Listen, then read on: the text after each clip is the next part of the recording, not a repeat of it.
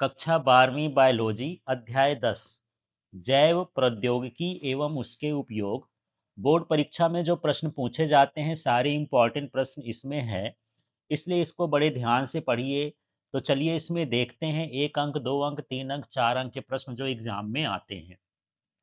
तो सबसे पहले यहाँ पर है सही विकल्प चुनकर लिखिए और इसका पहला प्रश्न है मानव निर्मित अन्न है, तो ये है ट्रिटिकेल। इसके बाद है यहाँ पर बीटी टॉक्सिन है, तो ये है बाह्य कोशिकीय क्रिस्टलित प्रोटीन, इसको क्राई प्रोटीन भी बोल देते हैं। इसके बाद देखिए सुनहरे चावल में कौन सा विटामिन प्रचुर मात्रा में होता है, तो ये विटामिन ए। फिर है पुनर्योगज डीएनए प्रौद्योगिकी द्वारा उत्पादित प्रथम मानव हार्मोन है, तो ये है इंसुलिन। फिर है इंसुलिन की कितनी पॉलीपेप्टाइड श्रृंखला से बना होता है, तो इंसुलिन में 2 पॉलीपेप्टाइड श्रृंखलाएं होती हैं। फिर देखिए पुनः संयोजित डीएनए रिकॉम्बिनेंट डीएनए या पुनर्योजक डीएनए तकनीक के जनक माने जाते हैं, तो ये हैं स्टेनली कोहेन और हर्बर्ट बायर। फिर है प्रतिबंध एंजाइम रिस्ट्रिक्शन एंजाइम किस प्रकार के एंजाइम होते हैं, तो ये न्यूक्लिएज प्रकार के एंजाइम होते हैं। डीएनए के टुकड़ों को जोड़ने वाला एंजाइम है, तो ये है डीएनए लाइगेज। फिर है पीसीआर तकनीकी का आविष्कार किसने किया, तो ये है कैरी मुलिस। फिर है प्लाज्मिड सामान्यतः पाए जाते हैं, तो ये पाए जाते हैं जीवाणु कोशिका में।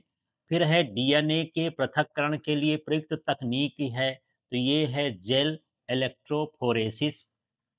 फिर है किसी विशेष डीएनए अनुक्रम को पहचान कर काटने वाले एंजाइम कहलाते हैं, तो ये कहलाते हैं रिस्ट्रिक्शन एंडोन्यूक्लिएज एंजाइम, जो काटते हैं डीएनए को किसी विशिष्ट स्थान पर।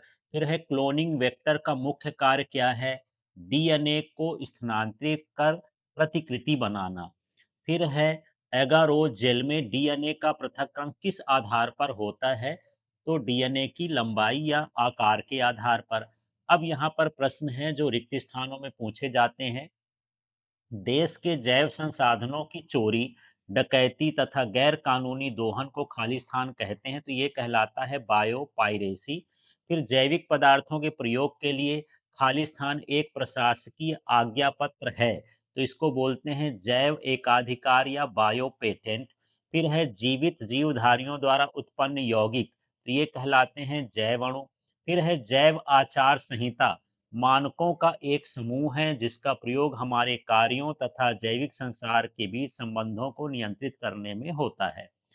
अब आगे का देख लेते हैं। यहाँ पर प्रतिबंध एंजाइम बैक्टीरिया की प्रणाली का भाग होते हैं, रक्षा प्रणाली का भाग होते हैं। फिर है डीएनए को काटने वाले एंजाइम को सामूहिक रूप से खालिस्तान कहा जाता है, तो ये न्यूक्लिएज कहलाते हैं। प्रतिबंध एंजाइम डीएनए के विशिष्ट अनुक्रम को पहचानते हैं, तो ये है पॉलिंड्रोमिक।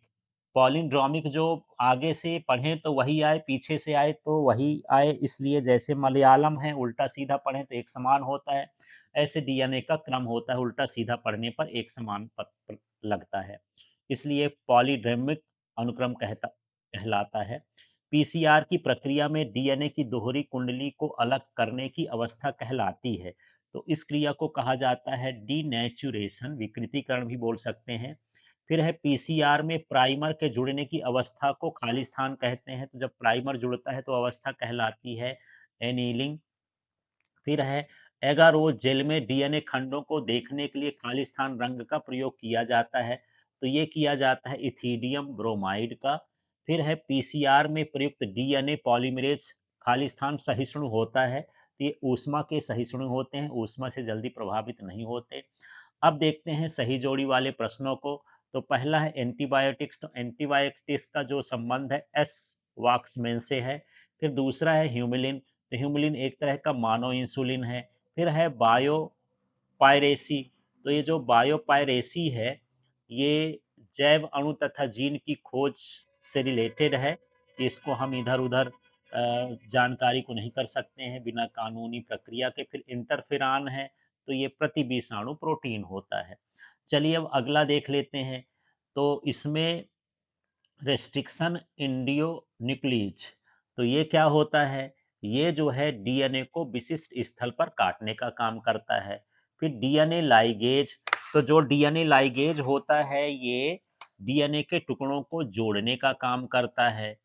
फिर है क्लोनिंग वेक्टर, तो जो क्लोनिंग वेक्टर होता है वो विदेशी डीएनए का या फॉरेन डीएनए का विशेष डीएनए का वहन करता है, यहाँ से वहाँ ले जाता है। फिर है इथिडियम ब्रोमाइड, तो जो इथिडियम ब्रोमाइड है उससे डीएनए दिखाई देता है, तो ये दृश्यीकरण हो गया। फिर जो प्लाज्मिड होता है वो एक वृत्ताकार अणु है, इस तरह से इसको मिलाना है। अब दूसरा वाला हम भाग देखते हैं। यहाँ पर पीसीआर, पीसीआर जो है डीएनए का प्रवर्धन करता है। डीनेचुरेशन माने डीएनए के स्ट्रैंड का अलग करना, पृथक्करण करना, डीनेचुरेशन। फिर एनीलिंग क्या है? प्राइमर का जुड़ना। फिर है एक्सटेंशन, नई डीएनए श्रृंखला का निर्माण होना। फिर टैक पॉलीमरेज, ये जो है ये ऊष्मा सहसरणु एक इंजाइम होता है। अब देखिए अगला जोड़ी हम देख लेते हैं। यहाँ पर चयन चिन्ह सामने ही लिखा है, तो ये है रूपांतरित कोशिकाओं की पहचान। फिर ऑरिजिन ऑफ रेप्लिकेशन, तो ये क्या है? प्रतिकृति की शुरुआत स्थल, उद्भव स्थल है ये। फिर है ट्रांसफॉर्मेशन, तो इसका मतलब है विदेशी डीएनओ का प्रवेश डीएनए का। फिर है जेल इलेक्ट्रोफेरेसिस, ये डीएनए खंडों का पृथक्करण इसके द्वारा करते हैं। फिर यह रिकॉम्बिनेट डीएनए या पुनर्योगज डीएनए, दो स्रोतों का संयुक्त डीएनए कहलाता है यह। अब चलिए एक शब्द या एक वाक्य वाले प्रश्नों के उत्तर हम समझते हैं, जिनके उत्तर एक शब्द या एक वाक्य में हो सकते हैं। प्रथम ट्रांसजेनिक फसल का नाम क्या है? तंबाकू। बीटी कपास में स्थानांतरित कीटरोधी प्रोटीन का नाम क्या है? Cry protein. मानव निर्मित इंसुलिन का नाम क्या है? ये क्या है? ह्यूम्यूलिन। फिर है प्रथम पारजीनी गाय का नाम क्या है? तो ये क्या है? रोजी। फिर है वे जीव जिनके जीन्स हस्त कौशल द्वारा परिवर्तित किए जा चुके हैं उन्हें क्या कहते हैं? तो उसे कहते हैं आनुवांशिकता रूपांतरित जीव, जेनेटिकली मॉडिफाइड ऑर्गेनिज्म या जीएमओ, जैसे भी हिंदी अंग्रेजी या शॉर्ट फॉर्म जैसा लिखना चाहें लिख सकते हैं। फिर है जैव प्रौद्योगिकी के सहयोग से तैयार की गई पीड़क फसलों के नाम बताइए, तो ये बीटी कपास है, बीटी मक्का है, धान है, टमाटर है, आलू, सोयाबीन, ये जैव प्रौद्योगिकी की सहायता से बनाए जा चुके हैं। फिर बीटी वेस या बीटी टॉक्सिन प्रोटीन किसके द्वारा उत्पन्न होते हैं? तो ये बैसिलस थूरिनजिएंसिस द्वारा उत्पन्न होते हैं, चाहे आप हिंदी से अंग्रेजी से जैसा लिखना चाहें लिख सकते हैं। बीटी विस्किस जीन द्वारा कूटबद्ध होते हैं, तो ये क्राई जीन्स द्वारा कूटबद्ध होते हैं, तो आपको क्राई जीन्स ध्यान रखना है। फिर है आनुवंशिक रोग से ग्रसित शिशु के रोगोपचार के लिए उपयुक्त चिकित्सा व्यवस्था का नाम लिखिए। तो जब आनुवंशिक की बीमारी होती है उसका चिकित्सा जो होता है वो जीन चिकित्सा कहलाती है। फिर है उस जीवाणु का वैज्ञानिक नाम लिखिए जिसमें बीटी जीव विष निर्मित होते हैं, तो ये होता है बैसिलस थूरिनजिएंसिस।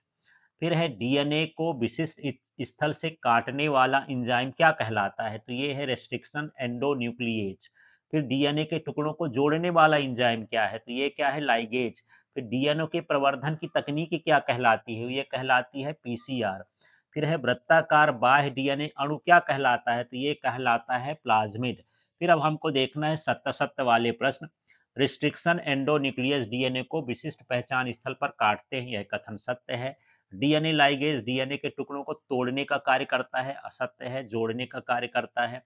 फिर है पीसीआर तकनीक डीएनए की प्रतिलिपियों की संख्या बढ़ाने के लिए उपयोग की जाती है, ये सत्य है।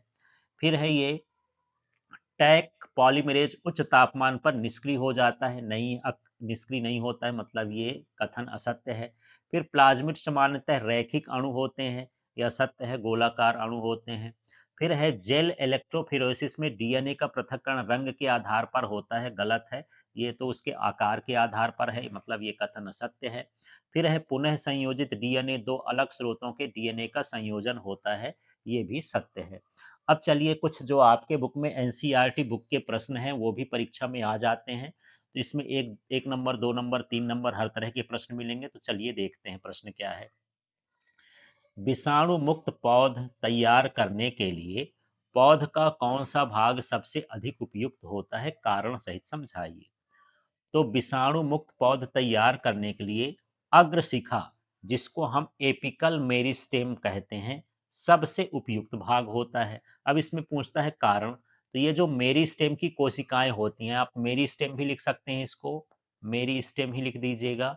मेरिस्टेम की जो कोशिकाएं होती हैं तीव्र गति से विभाजित होती हैं तथा इनमें संवहन ऊतक पूर्ण विकसित नहीं होते हैं, इसलिए अधिकांश विषाणु इस भाग तक नहीं पहुंच पाते हैं। इसलिए यहाँ से हम विषाणु मुक्त पौधा तैयार कर सकते हैं। फिर है सूक्ष्म प्रवर्धन, माइक्रो प्रोपेगेशन द्वारा पौधों के उत्पादन के मुख्य लाभ लिखिए। तो पहले सूक्ष्म प्रवर्धन पढ़ते हैं कि है क्या, फिर इसके बाद इसका लाभ समझते हैं। तो सूक्ष्म प्रवर्धन ऊतक संवर्धन की तकनीकी है जिसके द्वारा कम समय में अधिक संख्या में समान गुणों वाले पौधे प्राप्त किए जाते हैं। अब इसके लाभ देखिए, कम समय में हजारों पौधों का उत्पादन हो सकता है, रोग मुक्त पौधे प्राप्त होते हैं, वर्ष भर उत्पादन संभव है, दुर्लभ एवं लुप्त प्राय पौधों का संरक्षण हो सकता है, समान क्लोन पौधे मिलने से गुणों की एकरूपता बनी रहती है। आगे का देखते हैं, पत्ती द्वारा कार्तोतक, जिसको हम कैलस कहते हैं, बनाकर पौध प्रवर्धन की प्रक्रिया को समझाइए, माने पौधे पत्तियों से कैसे बनाए जा सकते हैं। तो चलिए, पत्ती के छोटे भाग को निष्क्रमित करके मतलब उसको निकाल करके पोषक माध्यम में रखा जाता है। इस माध्यम में ऑक्सिन और साइटोकाइनिन जैसे पादप हार्मोन मिलाए जाते हैं। कुछ दिनों बाद कोशिकाएं अनियंत्रित रूप से विभाजित होकर के कैलस ऊतक बनाती हैं। कैलस ऊतक का मतलब गुच्छे जैसा ऊतक बना लेती हैं। उचित हार्मोन संतुलन देने पर कैलस से जड़ और तना विकसित हो जाते हैं तथा पूर्ण पौधा तैयार हो जाता है। इस प्रक्रिया को ऊतक संवर्धन भी कहा जाता है। तो इस तरह से हम पौधे बना सकते हैं पत्तियों के छोटे से भाग से। अब देखिए प्रश्न है, बीटी जीवाणु द्वारा निर्मित विष स्वयं जीवाणु को क्यों नहीं मारता है, स्पष्ट कीजिए। तो ये बीटी का मतलब है बैसिलस थ्यूरिंजिएसिस, बीटी जीवाणु कहलाता है। क्राय प्रोटीन नामक विष उत्पन्न करता है, ये विष उत्पन्न करता है क्राय प्रोटीन का। यह विष जीवाणु के अंदर अपरिपक्व एवं निष्क्रिय रूप में रहता है। अंदर जब रहता है ये प्रोटीन तो निष्क्रिय रहता है, जब यह कीट के छारी आंत में पहुंचता है तब सक्रिय होकर के विषैला बनता है और कीट की आंत कोशिकाओं को नष्ट कर देता है। चूंकि यह जीवाणु के अंदर सक्रिय नहीं होता इसलिए जीवाणु स्वयं से सुरक्षित रहता है। तो जो क्राय प्रोटीन होता है ये जीवाणु के अंदर तो निष्क्रिय रहता है, लेकिन जब ये बाहर निकलता है तब सक्रिय हो जाता है, इसलिए जो है ये अपने आप को नुकसान नहीं पहुंचाते हैं। फिर देखिए पारजीवी जीवाणु क्या है, किसी एक उदाहरण सहित समझाइए। तो परजीवी जीवाणु या ट्रांसजेनिक बैक्टीरिया क्या है इसको समझते हैं। ऐसे बैक्टीरिया जिनके डीएनए में परिचालन द्वारा एक अतिरिक्त बाहरी जीन व्यवस्थित होता है जो अपना लक्षण व्यक्त करता है, इसे पारजीनी जीवाणु कहते हैं। तो जो जीन है उसके अंदर तो डीएनए होता ही है, लेकिन कोई हम दूसरा डीएनए बाहर से प्रवेश करा दें तो उसके जो लक्षण हैं वो भी दिखाई देने लगते हैं। तो ऐसे जीवाणु को हम पारजीवी परजीवी जीवाणु कहते हैं या पारजीवी भी। तो देखिए एक उदाहरण देखते हैं, ई कोलाई बैक्टीरिया एक पारजीवी जीवाणु है जो मधुमेह डायबिटीज रोग के निदान के लिए इंसुलिन की उत्पन्न उत्पन्न करता है। तो देख लीजिए यहाँ पर आप देख सकते हैं, ये प्राक इंसुलिन है, फिर ये पेप्टाइड श्रृंखला है, फिर ये इंसुलिन है, फिर ये पेप्टाइड, ये दोनों अलग अलग हो गए सल्फेट से जुड़ करके, फिर स्वतंत्र सी पेप्टाइड बन जाता है। इस तरह से यहाँ पर जो है दो चीजें आपस में मिल जाती हैं। अब देखिए आनुवांशिक रूपांतरित फसलों, जिनको हम जीएम फसल बोलते हैं, जेनेटिक मॉडिफाइंग फसल कहला गई, तो इसके लाभ और हानि का वर्णन करना है। तो चलिए आनुवांशिक रूपांतरित फसलों से लाभ क्या है। इस प्रकार के फसलों से पोषण गुणवत्ता में सुधार होता है, अधिक उत्पादन क्षमता का विकास होता है। इस प्रकार की फसलें अजैव प्रतिपलों, है ना? अजैव प्रतिबल का मतलब जैसे ठंडा है, सूखा है, लवण, ताप आदि से के प्रति सहिष्णु होती हैं। सहिष्णु का मतलब इनको सह सकती हैं, नुकसान नहीं होता है इनका। इस प्रकार की फसलें रासायनिक पीड़कनाशकों पर कम निर्भर होती हैं, मतलब इनसे उन कीड़े इसमें लगते ही नहीं हैं। फिर इससे हानि क्या हो सकती है ऐसी फसलों से? इस प्रकार की कुछ फसलों में बीज उत्पन्न करने की शक्ति नहीं होती। ये फसलें बहुत महंगी पड़ती हैं। इस प्रकार की फसलों से लोगों में एलर्जी उत्पन्न होने की संभावना भी होती है। अब अगला प्रश्न है इसमें, क्राय प्रोटीन क्या है? इससे उत्पन्न करने वाले जीव का नाम बताना है, मानव द्वारा इसका उपयोग बताना है। तो चलिए समझते हैं क्राय प्रोटीन। तो क्राय प्रोटीन एक क्रिस्टलीय प्रोटीन है। क्राय का मतलब क्रिस्टली से ही है, क्रिस्टलीन प्रोटीन्स हैं जो बैसिलस थुरिनजिएंसिस जीवाणु से उत्पन्न किया जाता है। इस जीवाणु का नाम याद रखना है, कहीं ना कहीं ये आएगा ही। ये प्रोटीन कई प्रकार के कीट प्रजातियों के लिए विष का कार्य करते हैं, लेकिन मनुष्य के लिए हानिकारक नहीं होते हैं। जैसे उपयोग देख लेते हैं। जो proteins gene cry 1AC cry second AB द्वारा कूटबद्ध होते हैं, वो कपास के मुकुल कृमि को नियंत्रित कर देते हैं। क्राई फर्स्ट AB मक्का छेदक को नियंत्रित कर देता है। इस प्रोटीन को फसलों के जीनोम में प्रविष्ट कराकर कीट प्रतिरोधी फसलें तैयार की जाती हैं, जैसे बीटी कपास, बीटी मक्का, बीटी बैगन। इस तरह से यहाँ पर हम क्राई प्रोटीन का यूज करते हैं। अब देखिए जीन चिकित्सा क्या है। एडेनिसिन डीएमिनेज एडीए की कमी का उदाहरण देते हुए वर्णन करिए। तो चलिए सबसे पहले जीन चिकित्सा समझते हैं। वह तकनीकी है जिसमें किसी रोग के उपचार के लिए रोगी की कोशिकाओं में दोषपूर्ण जीन के स्थान पर स्वस्थ जीन डालकर उसको सही किया जाता है। अब देखिए एडीई की कमी से एससीआईडी रोग होता है। कभी कभी एससीआईडी का फुल फॉर्म भी पूछ देता है, तो वहाँ आपको फुल फॉर्म भी समझना है। तो देखिए एडेनिसिन डीअमीनेज एडीए एंजाइम की कमी से गंभीर संयुक्त प्रतिरक्षा अपूर्णता माने एससीआईडी रोग होता है। तो यदि आपको एससीआईडी का फुल फॉर्म पूछे तो आपको लिखना है संयुक्त प्रतिरक्षा अपूर्णता रोग। इसमें शरीर की प्रतिरक्षा प्रणाली कमजोर हो जाती है। अब इसके उपचार को हम देखेंगे कि कैसे कैसे करते हैं। तो चलिए उपचार की प्रक्रिया को समझते हैं। यहाँ पर सचित्र वर्णन का है। रोगी के रक्त से लिम्फोसाइट कोशिकाएं निकाली जाती हैं। तो यहाँ पर देख लीजिए, ये अस्थि मज्जा है। अस्थि मज्जा से ही जो है अभियांत्रिकी तकनीकी द्वारा लिम्फोसाइट कोशिकाएं निकाली जाती हैं। प्रयोगशाला में इन कोशिकाओं में सामान्य एडीए जीन को वायरस की सहायता से प्रविष्ट कराया जाता है। अब यहाँ पर हम वायरस की सहायता से कोशिका में इसे क्या करेंगे, प्रविष्ट कराएंगे। फिर संशोधित कोशिकाओं को पुनः रोगी के शरीर में डाला जाता है। ये कोशिकाएं एडीए एंजाइम बनाकर रोग के लक्षणों को कम कर देती हैं। तो इस तरह से ये प्रोसेस है। इस प्रोसेस के अनुसार ही आपको समझना है और लिखना है। और इस तरह का आप चित्र बना सकते हैं। ये चित्र आप एक बार प्रैक्टिस करके देख लीजिएगा। अब चलिए प्रश्न है, ई कोलाई में मानव जीवन की क्लोनिंग एवं व्यक्ति के चरण लिखना है। तो देखिए इसमें क्या है, इच्छित मानव जीन जैसे इंसुलिन जीन का पृथक्करण करना होता है। फिर प्रतिबंध एंजाइम से प्लाज्मिड और जीन को काटना होता है। फिर डीएनए लाइगेज से जीन को प्लाज्मिड में जोड़ना होता है, जिससे रिकॉम्बिनेंट डीएनए बनता है।